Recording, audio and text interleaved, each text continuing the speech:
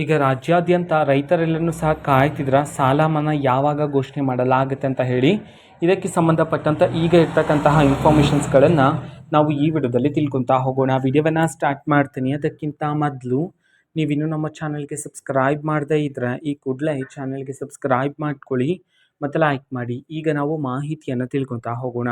ಹೌದು, ರೈತರ ಸಾಲ ಮನ್ನಾಕ್ಕೆ ಸಂಬಂಧಪಟ್ಟಂತೆ ಇದೀಗ ಎಲ್ಲ ರೈತರು ಸಹ ಕಾಯ್ತಾ ಇದ್ದೀರಾ.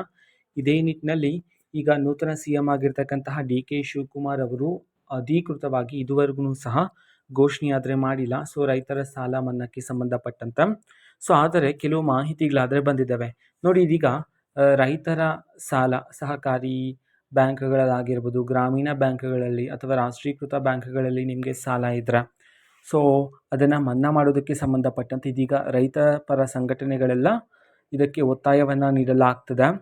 ಸೊ ಯಾಕೆ ಅಂತಂದರೆ ಇನ್ನೇನು ಮುಂಗಾರು ಮಳೆಗಳು ಪ್ರಾರಂಭದ ಹೊತ್ತಿನಲ್ಲಿ ಸೊ ಹಳೆಯ ಸಾಲ ಇದ್ದರೆ ಈಗ ಹೊಸದಾಗಿ ಸಾಲವನ್ನು ಪಡ್ಕೊಳ್ಳೋದಕ್ಕೆ ರೈತರಿಗೆ ಕಷ್ಟ ಆಗ್ತದೆ.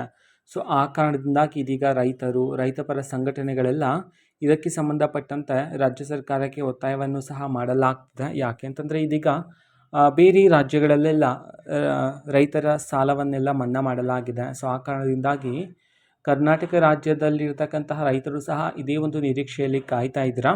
ಸೊ ಅದೇ ರೈತಪರ ಸಂಘಟನೆಗಳು ಸಹ ಇದೀಗ ಸರ್ಕಾರಕ್ಕೆ ಮನವಿಯನ್ನು ಸಹ ಸಲ್ಲಿಸಲಾಗಿದೆ. DK ಶಿವಕುಮಾರ್ ಅವರು ರೈತರ ಸಾಲವನ್ನು ಮನ್ನಾ ಮಾಡಿದರೆ ಸೊ ರೈತರ ಪರ DK ಶಿವಕುಮಾರ್ ಅವರು ಸಹ ಇದ್ದಾರೆ ಅಂತ ಹೇಳಿ ರೈತರಿಗೆ ಬೆಂಬಲವಾಗಿರುತ್ತೆ ಅಂತ ಹೇಳಿ ಸಹ ಇದೀಗ ಮಾಹಿತಿಗಳಾದರೆ ಬರ್ತಿರ್ತಕ್ಕಂಥದ್ದು. ಸೊ ಆದರೆ ಅಧಿಕೃತವಾಗಿ ರೈತರ ಸಾಲ ಮನ್ನಾಕ್ಕೆ ಸಂಬಂಧಪಟ್ಟಂತೆ ಇನ್ನೂ ಸಹ ಮಾಹಿತಿ ಆದರೆ ಬರಬೇಕಾಗಿದೆ. ಓಕೆನಾ. ಸೊ ರೈತರು ವೆಯ್ಟ್ ಮಾಡ್ತೀರಿ. ಇನ್ನು ಯಾವುದೇ ರೀತಿ ಮಾಹಿತಿ ಬಂದ ನಂತರ ಅಧಿಕೃತವಾಗಿ ನಾನು ನಿಮಗೆ ಇನ್ಫಾರ್ಮೇಷನನ್ನು ತಿಳಿಸ್ಕೊಡ್ತೀನಿ. ಅದಕ್ಕೋಸ್ಕರ ಚಾನಲ್ಗೆ ಸಬ್ಸ್ಕ್ರೈಬ್ ಮಾಡದೇ ಇದ್ದರೆ ಈ ಕೂಡಲೇ ಚಾನಲ್ಗೆ ಸಬ್ಸ್ಕ್ರೈಬ್ ಮಾಡ್ಕೊಳ್ಳಿ. ಮತ್ತು ಮಾಹಿತಿ ಇಷ್ಟ ಆಗಿದ್ದರೆ ನಿಮ್ಮ ಫ್ರೆಂಡ್ಸ್ ಆ್ಯಂಡ್ ಫ್ಯಾಮಿಲಿ ಮೆಂಬರ್ಸ್ಗೂ ಸಹ ವಿಡಿಯೋವನ್ನು ಶೇರ್ ಮಾಡಿ. ಜೊತೆಗೆ ಚಾನಲ್ಗೆ ಸಬ್ಸ್ಕ್ರೈಬ್ ಮಾಡಿಕೊಂಡು ಸಪೋರ್ಟ್ ಮಾಡಿ. So thank you. ಬಾಯ್.